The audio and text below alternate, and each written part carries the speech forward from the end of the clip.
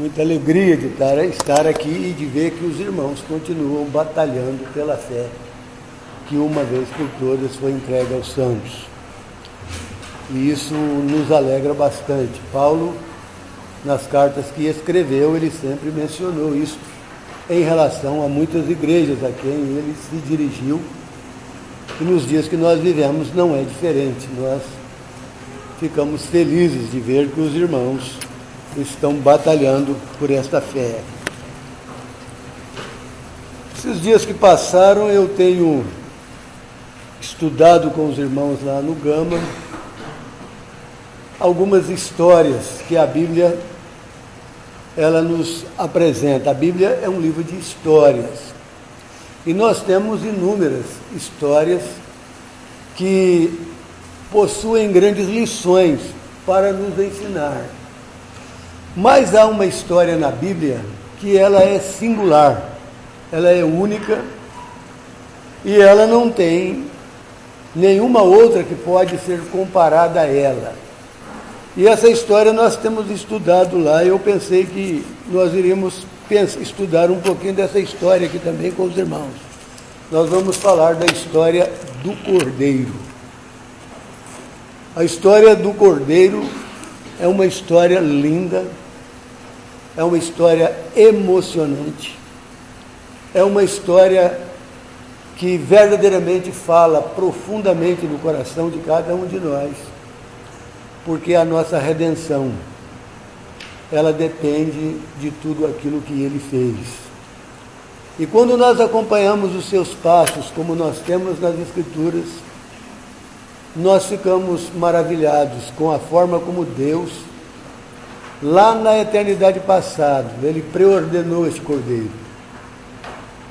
E cada detalhe que nós encontramos, é lógico que nós não temos condições de vasculhar tudo o que a Bíblia diz acerca do Cordeiro, mas vamos tentar pelo menos andar por aqueles caminhos onde nós podemos encontrar evidências bem claras da história dele.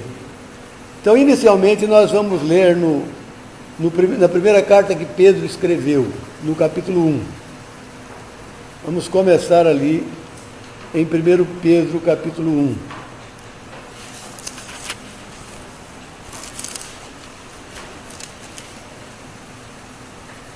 Você botou aqui, foi um copinho d'água aqui, Janete? Foi água isso aqui? Obrigado.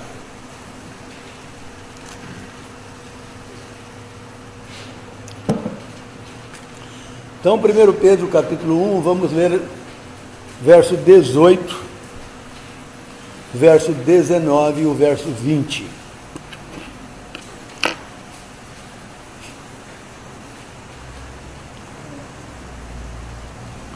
Então diz assim a palavra de Deus: sabendo que não foi com coisas corruptíveis, como prata ou ouro, que fostes resgatados da vossa vã maneira de viver, que, por tradição, recebestes dos vossos pais, mas com o precioso sangue de Cristo, como de um cordeiro imaculado e incontaminado, o qual, na verdade, em outro tempo, foi conhecido, ainda antes da fundação do mundo, mas manifestado nesses últimos tempos por amor de vós. Agora mais uma outra passagem no livro de Gênesis, no capítulo 4. Vamos voltar agora para o primeiro livro da Bíblia. Gênesis capítulo 4. Vamos ler a partir do verso 1, poucos versículos também aqui.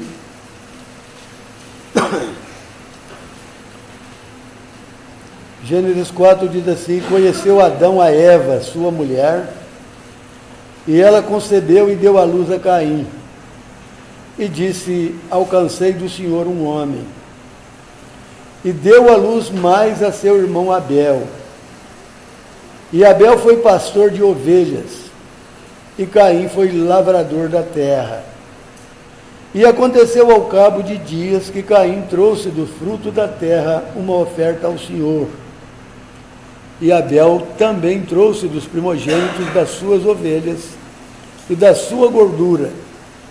E atentou o Senhor para Abel e para a sua oferta. Mas para Caim, para a sua oferta, não atentou.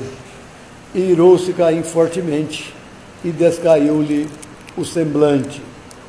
Finalmente, uma terceira leitura, agora no capítulo 22 desse mesmo livro de Gênesis.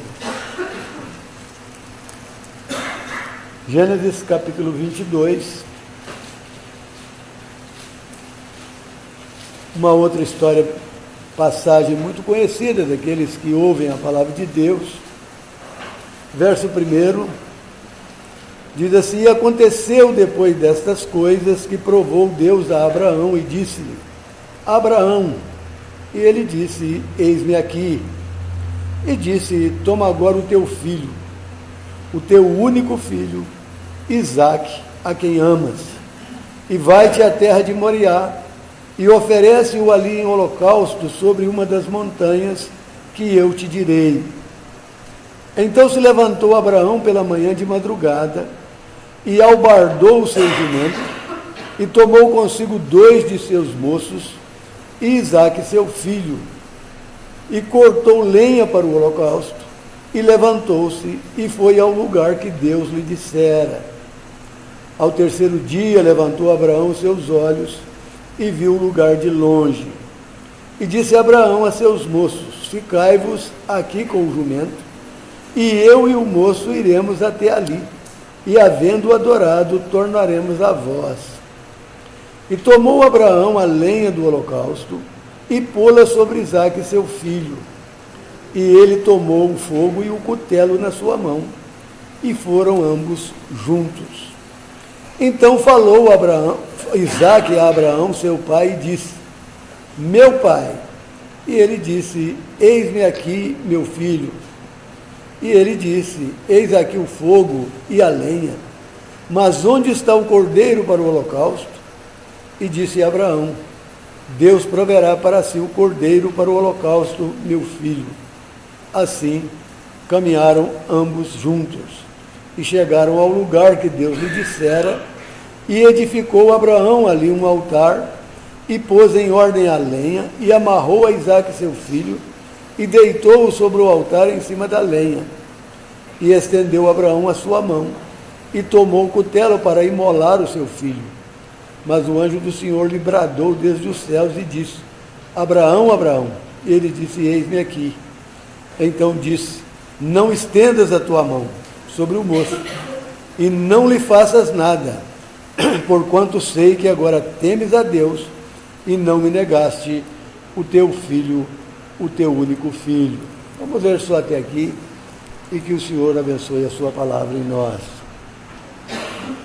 É interessante essas passagens que nós temos lido na palavra de Deus, e é interessante o que nós lemos na primeira epístola de Pedro.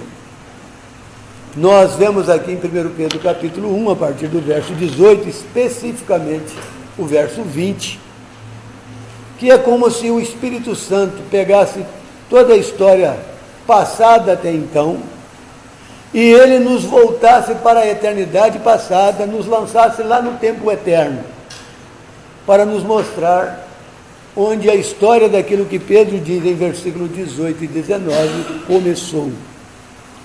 Nós temos lido, Pedro escreveu aqui que o Cordeiro foi preordenado antes da fundação do mundo.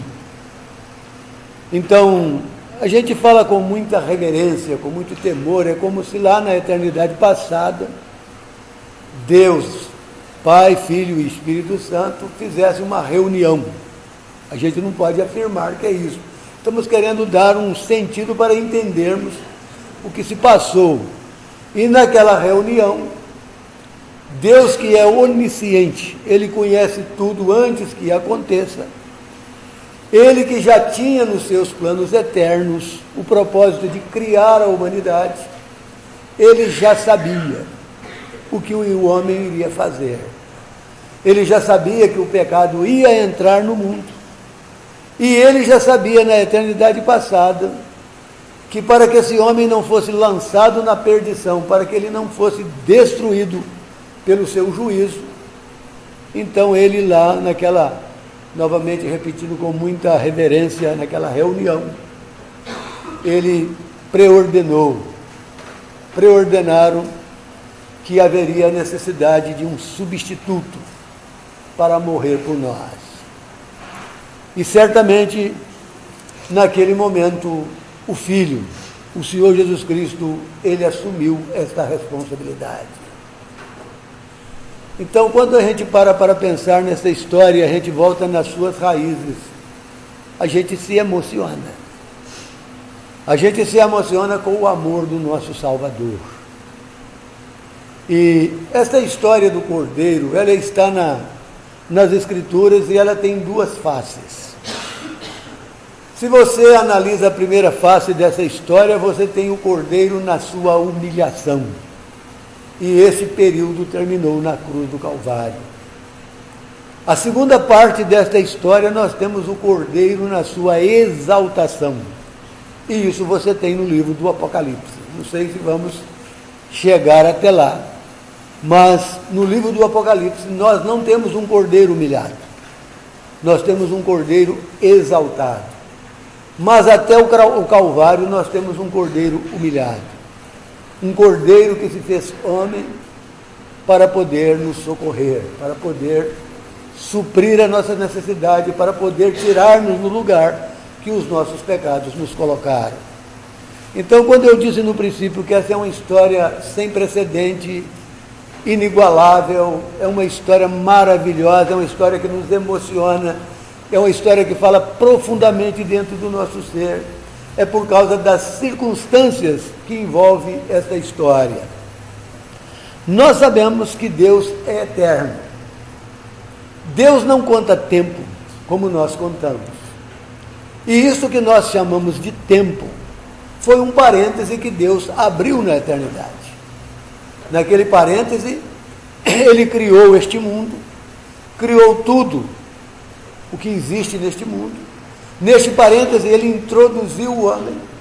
E este parêntese vai ser fechado, vai ser terminado num dia breve, que a gente diz breve, que não é tão breve, que pelo menos ainda há 1007 anos. Se o Senhor voltar hoje, pelo menos haverá mais 1007 anos. Então, a gente precisa de ter isso sempre em mente. Mas nesses planos, nesses projetos de Deus, tudo foi feito com esta consciência de que ele iria criar um homem, como Isaías diz, para a sua glória. Mas ele sabia que Satanás iria corromper este homem. Ele sabia que Satanás ia enganar este homem, como nós temos, por exemplo, em 2 Coríntios 11, Paulo diz, assim como a serpente enganou Eva com a sua astúcia. Então, ele sabia de tudo isso.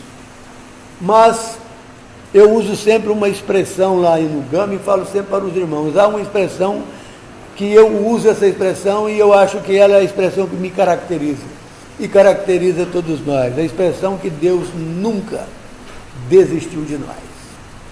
Nós andamos perdidos pelo mundo, nós procuramos no mundo tudo aquilo que nos afastasse de Deus, tudo aquilo que desagradasse a Deus, mas Deus nunca nos entregou aos nossos desejos, Deus nunca virou as costas para nós, Deus insiste diariamente, a todo instante, com o pecador, querendo salvá-lo. E isso, repito, foi planejado na eternidade passada. E como é precioso a gente poder pensar nisso. E Pedro então nos diz que nós todos, nós somos resgatados, nós somos comprados, não é por ouro, não é por prata, não é por nada de valor material. Nada disso podia pagar o preço da nossa redenção. No Salmo 49, o salmista diz que ninguém pode remir alguém, ninguém pode pagar a Deus o resgate da sua alma. Então, preço, bens materiais, não serve para nada quando pensamos na nossa redenção. Mas então Pedro é bem específico, é bem sucinto nisso. Ele diz que nós fomos resgatados com o precioso sangue de Cristo. E ele diz que esse precioso sangue é de um cordeiro imaculado e incontaminado. Se tivesse mácula, se tivesse contaminação, não havia redenção para ninguém. Estávamos todos irremediavelmente perdidos. Nós somos redimidos porque o cordeiro tinha e tem e jamais deixará de ter todas essas qualidades. Mas para que nós possamos avançar um pouquinho na consideração disto, num resumo que nos permite entender um pouquinho dessa história tão preciosa, então nós chegamos aqui no capítulo 4 do livro de Gênesis. Nós sabemos pelas datas que nós temos que o homem foi criado há mais ou menos 6.000 anos atrás. Mas nós não podemos, a terra não foi criada naquela época. Nós lemos no versículo 1 do livro de Gênesis que no princípio Deus criou os céus e a terra, e lemos no versículo 2 que a terra era sem forma, vazia, havia trevas sobre a face das águas e o Espírito de Deus pairava ali. Então, dali para frente, você lê do primeiro dia, quando começou a contar tempo, mas aquele anterior nós não sabemos em que período foi criado. Mas isso não é importante para nós. O importante para nós é o que Deus faz, é o que nos envolve, é aquilo que diz respeito a todos nós. Então, Deus criou os nossos primeiros pais, colocou eles lá no jardim do Éden, e Deus falou para eles: sejam frutíferos, crescei-vos, multiplicai, enchei a terra. Nós sabemos, pelo relato que temos de Gênesis capítulo 3, o que aconteceu.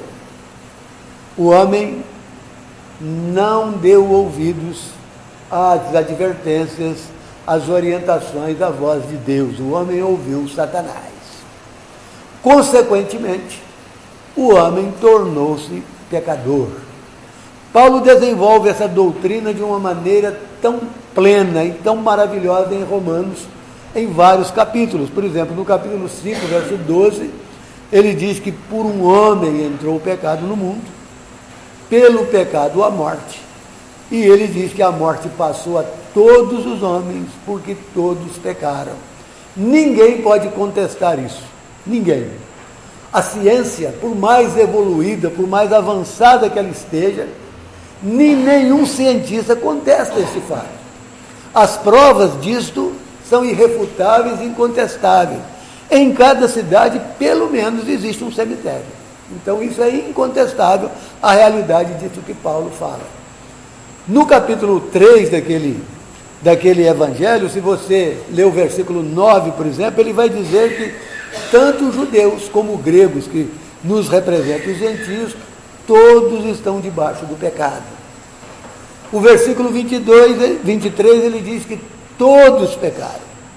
No capítulo 6, no versículo 23, ele diz: o salário do pecado é a morte. Então, a doutrina do pecado e a doutrina disso que nós estamos falando está mais do que explícita naquele livro.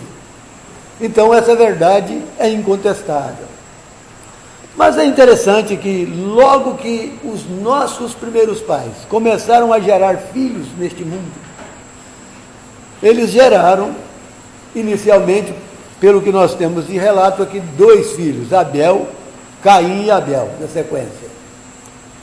E logo, nós podemos imaginar que as experiências que aqueles 2 pais, Adão e Eva, eles tiveram no jardim do Éden antes de serem pecadores, os seus filhos ouviram daquelas experiências.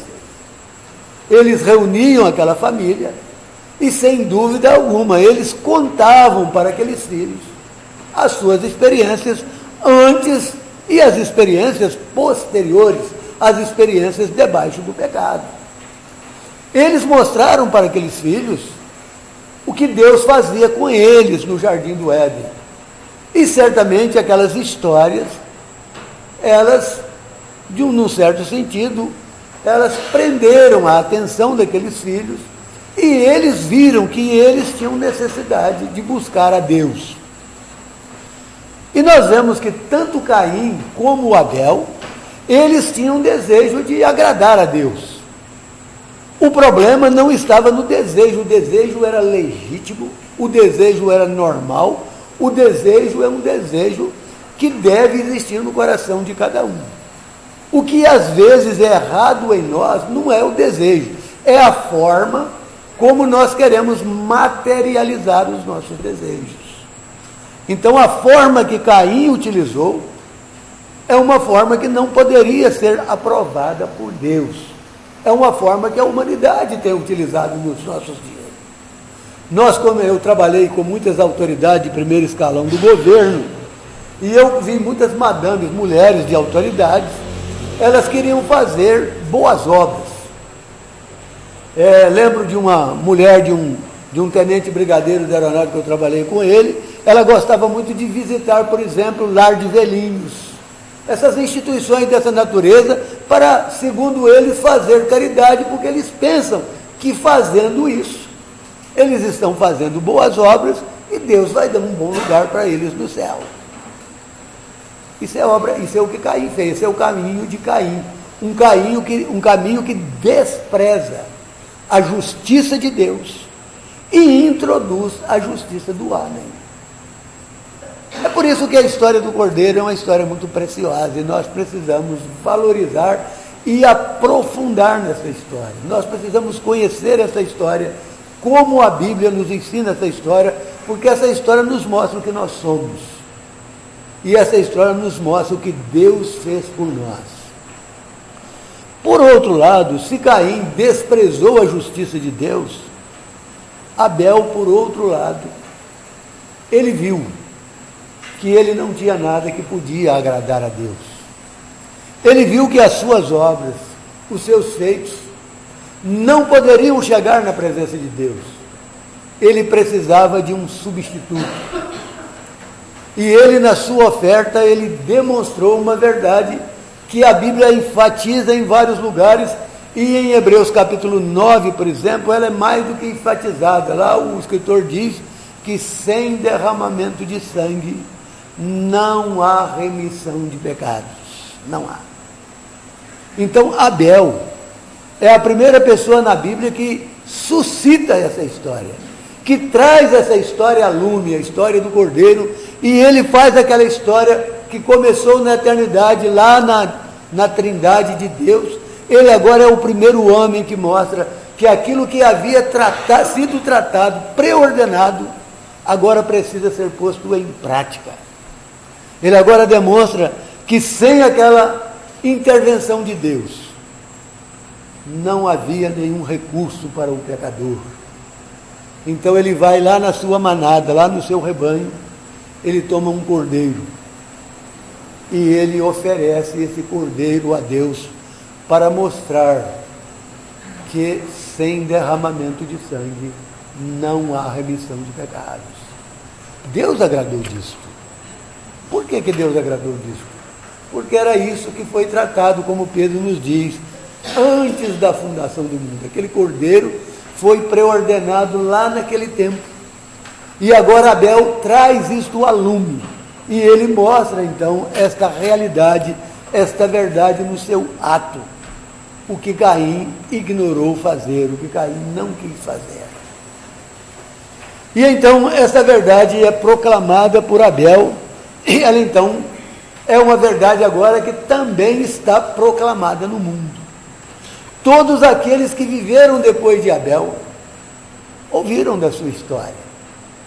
Não só morreu a vítima de Abel, o cordeiro, Abel também morreu por causa daquele cordeiro. Se você ler Hebreus, você vai ver, Hebreus capítulo 12, que através do seu sangue ainda fala. Então, Deus nos mostra como Ele interviu no mundo para poder beneficiar a humanidade, como já dissemos, como Ele não iria desistir de nenhum de nós. Ele iria às últimas consequências para que nós pudéssemos ser resgatados, ser redimidos para Ele e ser feitos seus adoradores. Quando nós chegamos no capítulo 22 de Gênesis, onde nós temos lido, esta história ela ganha mais conteúdo. ela tem mais substância. Ela é agora como que expandida aos nossos olhos. E é precioso o relato que nós temos diante de nós. Se você ler a partir do final do capítulo 11 deste livro, a história de Abraão, você vai ver que há grandes passos progressivos na vida deste homem. Há deslizes, mas este homem foi crescendo no conhecimento de Deus. No capítulo 17, Deus falou para ele: anda na minha presença e ser perfeito. E ele parece que obedeceu isso. No capítulo 18, por exemplo, você vai ver que quando aqueles anjos vêm destruir Sodoma, você vai ler várias vezes que ele permaneceu na presença do Senhor, ele foi com o Senhor, ele não saía daquele lugar. Ele acompanhou detalhadamente o Senhor em cada passo, naquela ocasião, para o juízo de Sodoma. E quando nós chegamos aqui em capítulo 22, Deus prova este homem. E nenhum homem na terra, desde os seus dias até nós, hoje até nós falamos isso ali para o Adenilson ali no Genesi, nenhuma pessoa na face da terra passou pela experiência que passou este homem. Se você ler, por exemplo, no capítulo 15, ele está conversando com Deus e ele diz para Deus assim: olha, o Senhor me prometeu que um herdeiro iria herdar as coisas minhas, mas eu não tenho herdeiro. O meu herdeiro é o Damasceno Eleazar. Deus falou para ele: esse não vai ser teu herdeiro. O teu herdeiro vai ser um que vai sair de ti. Aqui em capítulo 2, Deus fala para ele: mata o teu herdeiro. E aí? Como iria continuar essa descendência?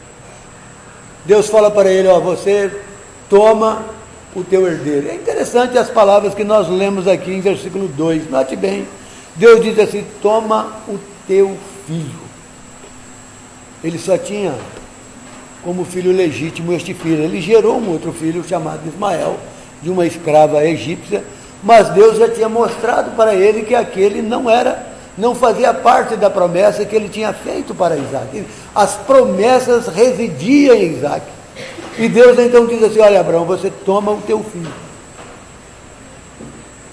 Mas Deus não diz só o teu filho. Deus acrescentou, ele diz assim: toma o teu único filho. Note bem como isso vai ferindo o seu coração. Imagine todos nós que temos filhos, se nós nos colocarmos no lugar deste homem, uma autoridade chegasse para um de nós e dissesse assim: toma teu filho. E imagine se ele fosse o único que tivéssemos: toma o teu único filho. Mas Deus disse mais ainda. Deus disse: a quem amas. Note bem a profundidade dessas palavras e como isso penetrou no coração deste homem. O Espírito Santo nos poupou da agonia que inundou o coração deste homem. Ele não relatou para nós isto porque isso não era importante. A agonia de Abraão em relação ao seu filho não tinha importância nenhuma quanto ao fato da redenção. O que nós precisamos e que ninguém pode nos dar é a redenção. A única pessoa que poderia nos dar redenção era o Senhor Jesus. E essas palavras que nós ouvimos aqui: toma o teu filho, o teu único filho a quem amas. Se você for para o Evangelho de João, são as palavras que caracterizam os primeiros capítulos daquele Evangelho. Você vai ler no capítulo 1 do unigênito do Pai. Você vai ler no capítulo 3, Deus amou o mundo de tal maneira que deu o seu Filho unigênito. Você vai ler naquele capítulo 3 que o Pai ama o Filho. Essas expressões foram faladas para provar a Abraão, mas essas expressões não foram faladas por Deus para provar a si mesmo. Deus sabia que um dia ele iria ter que fazer isto. Ele sabia que Isaac ia ter um substituto, mas ele sabia que o seu único filho, aquele a quem ele ama, não teria um substituto. Lembra das palavras do Senhor Jesus no final do capítulo 16, ele disse para os seus discípulos assim: vós me deixareis só, mas eu não estarei só, porque o Pai sempre está comigo, o teu único filho. Então essas palavras foram faladas, repito, neste caráter de provar um homem, mas em relação a Deus, era literal, era verdadeira em relação a Ele. Aquela intimidade familiar que houve entre Abraão e Isaque, ela existia em muito maior grau, numa dimensão muito maior, entre o Pai e o Filho, entre o Senhor Jesus Cristo e o Pai. E esta intimidade não foi quebrada em momento algum. Você pode ler no Salmo 22 e mesmo ouvir as palavras do Senhor Jesus, como os evangelistas escreveram, ele dizendo: Deus meu, por que me desamparaste? Mas jamais aquela intimidade foi quebrada. Era necessário ele ser desamparado, porque ele veio amparar a mim, ele veio amparar a você. Então, a história do Cordeiro é uma história simplesmente extraordinária, é uma história simplesmente indescritível. Nós arranhamos o terreno dessa história. Só na eternidade vindoura que nós vamos poder verdadeiramente conhecer a substância dessa história. Só lá que nós vamos poder realmente ver o que fez o Pai, o que fez o Filho, o que faz o Espírito Santo em nosso favor, nesses dias que nós vivemos. Mas na história que nós lemos aqui, nós vemos que Isaque caminhou 3 dias debaixo de uma sentença de morte. Nós lemos que ao 3º dia Abraão avistou o lugar. 3 dias, sob uma sentença de morte. O Senhor Jesus Cristo passou 3 dias sob essa sentença. Ele morreu, ressuscitou ao 3º dia. 3 dias Isaque passou em figura. 3 dias o Senhor Jesus Cristo passou literalmente. Literalmente. Nós ficamos impressionados com os relatos, principalmente do Evangelho de João, sobre a sua ressurreição. A gente lê ali no capítulo 20, ele aparecendo a Maria, e depois ela falando para aqueles 2 discípulos, eles saíram correndo. João correu mais do que Pedro, chegou primeiro, não teve coragem de entrar no sepulcro. Pedro chegou depois, entrou, e ele observou algo maravilhoso, impressionante. Ele viu que um lenço que estava sobre a cabeça do Senhor estava colocado em um lugar dobrado, cuidadosamente posto ali. Isso tudo nos mostra que, sob a sentença de morte, o nosso Salvador estava mostrando que aquela sentença de morte era para trazer-nos vida. Ele foi vigiado ali pelo governo romano daquela época. Soldados permaneceram ali o tempo todo, mas, como diz Pedro em Atos, ele foi tirado dali. Pedro usa uma expressão interessante: rompendo as ânsias da morte, porque era impossível que ele fosse retido por ela. E nós sabemos, como Paulo diz em 1 Coríntios 15, que se nós temos fé, temos esperança, se nós temos vida, é porque ele ressuscitou. Então, ele morreu para nos dar vida. Mas é interessante aqui no nosso texto que nós lemos, e o nosso tempo aqui está avançando e vai acabar, e eu preciso de pular alguma coisa aqui, mas há uma pergunta aqui que ela me chama muito a minha atenção. Em versículo 6, nós lemos assim: note bem, tomou Abrão a lenha do holocausto e pô-la sobre Isaque seu filho, e ele tomou o fogo e o cutelo na sua mão, e foram ambos juntos. Verso 7, então falou Isaque a Abraão seu pai e disse: meu pai. E ele disse: eis-me aqui, meu filho. E ele disse: eis aqui o fogo e a lenha, mas onde está o cordeiro para o holocausto? Essa pergunta é interessante. Agora, aquilo que na eternidade passada foi conversado, como nós imaginamos, Agora nós temos uma pergunta: aonde está esse cordeiro? Que lugar ele fica? E nós podemos imaginar que Abraão, como diz aí na gíria aí por fora, ficou numa sinuca difícil de dar a resposta. Como é que ele vai responder disso? Meu pai, aqui está o fogo, aqui está a lenha, mas e o cordeiro, onde está? E se nós pensamos na angústia do coração deste homem Abraão, imagine esta hora, que punhalada foi no seu coração. Que punhalada, ele sabia que ele iria fazer o papel do executor. Mas o filho está questionando: meu pai, onde está o cordeiro para o holocausto? E qual é a resposta possível naquela hora? Foi a única que ele encontrou. Ele diz: Deus proverá para si, meu filho, o cordeiro. Preste bem atenção nessas palavras. Deus proverá para si. Não é o homem que vai prover. Não há na história da humanidade, em tempo algum, em momento algum, nenhuma possibilidade do homem fazer esta provisão. Esta possibilidade, ela é inteiramente impossível da parte do homem. Nós já citamos do Salmo 49, o salmista dizendo ao irmão: verdadeiramente ninguém poderá remir ou pagar por ele a Deus o resgate da sua alma.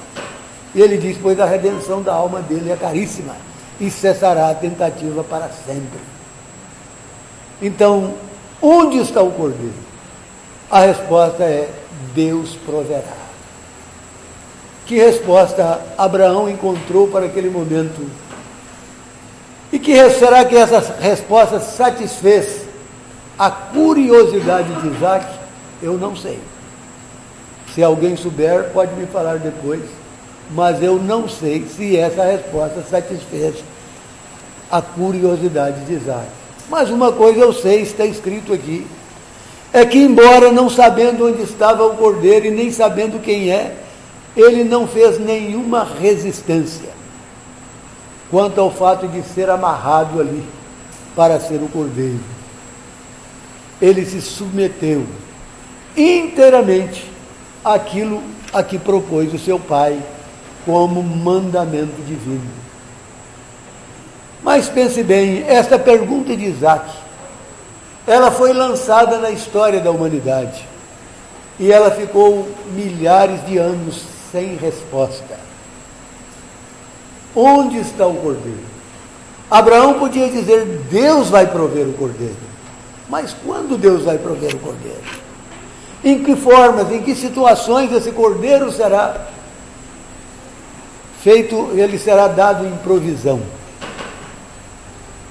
Os tempos se passaram e várias gerações andaram, muitos profetas falaram,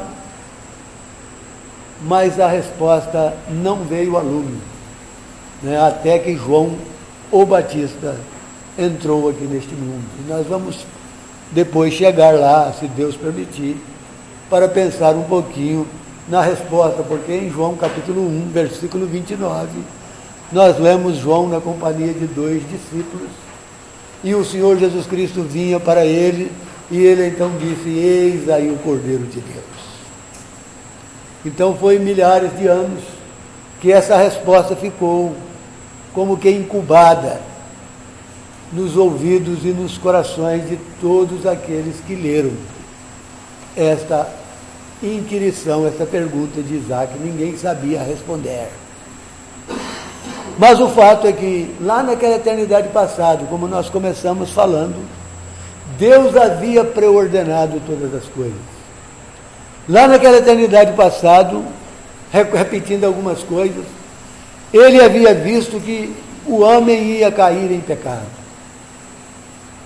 Ele havia visto que, como Abraão disse, só ele tinha condição de fazer essa provisão. Ele viu lá na eternidade passada que somente o seu filho podia ser o Redentor da humanidade. Ele viu lá na eternidade passada que não havia outro meio, não havia outra maneira, não havia outra condição.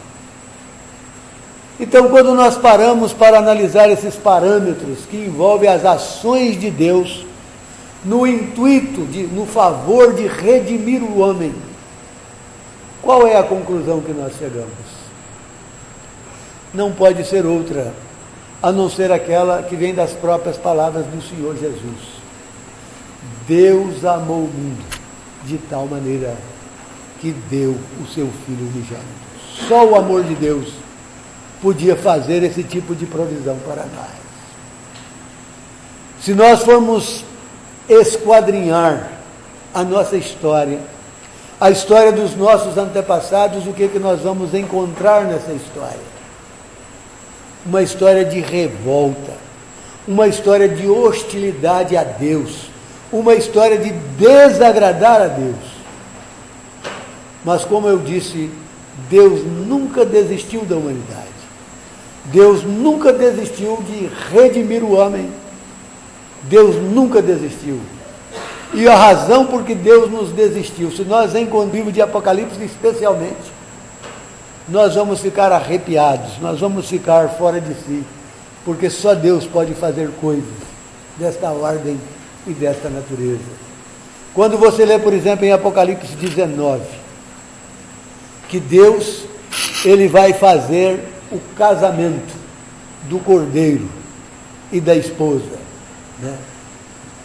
Nós temos no versículo 9 o convite para as bodas do cordeiro, e nós lemos que ele já ataviou a si mesmo a esposa. Em capítulo 21 daquele livro, João nos dá uma demonstração do que é aquela esposa em figuras, usando uma cidade como figuras, para nos mostrar a preciosidade disso. Em Efésios capítulo 5, o que nós aprendemos dessa esposa? Que ele vai apresentar a si mesmo uma igreja gloriosa, sem mácula, nem ruga, nem coisa semelhante, porém santa e sem defeito. O plano vai ter essa consumação, vai ter este fim. O plano foi executado da redenção no Calvário. Agora está em execução o outro plano, para a apresentação daquilo que foi redimido. E nós precisamos avançar no conhecimento disto, porque isso diz respeito a todos nós, isso faz bem à nossa alma, faz bem ao nosso espírito, isso nos anima a ser mais fiéis a Deus nesta vida, isso nos anima a trabalhar mais para Deus, isso nos faz com que o mundo perca o seu valor para nós. E isto nos prende àquilo que Deus quer nos dar e que vai demorar uma eternidade inteira para que nós possamos desfrutar daquilo que Ele preparou para nós em Cristo. O relógio aqui marcou 9h01, nós vamos ter que parar. Se o Senhor permitir, amanhã nós falaremos mais alguma coisa a respeito desta história. Mas esperamos que o que nós temos falado de uma maneira muito superficial para os irmãos possa ajudá-los a apreciar aquilo que Deus fez por nós, na bendita pessoa do Senhor Jesus, e que possa nos estimular a procurar conhecer mais deste Cordeiro. Às vezes falamos dele apenas pensando num animal que nós conhecemos, apenas pensando nas características desse animal, um animal manso, um animal isso. Isso é apenas uma minúscula característica do que é o Cordeiro. O Cordeiro é, como Pedro diz, incontaminável. Ele é incontaminado, imaculado. Que Deus nos abençoe e que a sua palavra possa operar em cada um de nós.